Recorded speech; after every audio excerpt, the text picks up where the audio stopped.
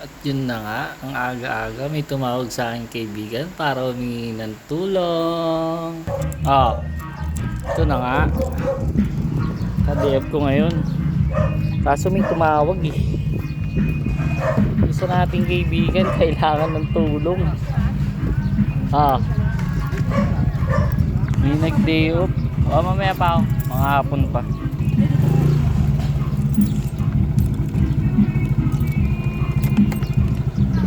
Siyempre, di naman tayo matiisin. Kaya pupunta natin siya. Piligo ko lang Dito ako sa amin Piyesta sa amin, tapos day off ko pa. Yung mga magkakaibigan, nagtutulungan. Kaya sa isang grupo, walang mahirap pagka nagtutulungan. Yan tayo Tandaan yan Yun lang, mamaya na lang. Na nga tayo dito guys Dito na tayo guys. Kinat ko siya niloko. Sabi ko hindi ako makapag-rescue hindi ko matitis yung kaibigan. Isang sako lang naman yan guys kukunin natin yan.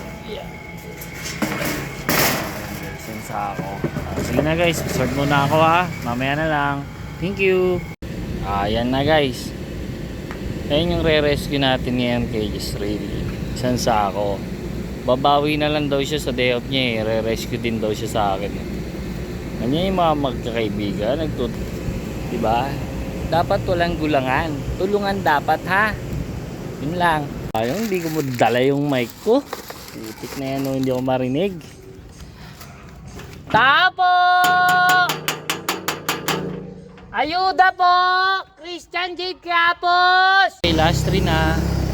Kaso may nakita ako dito, kainan.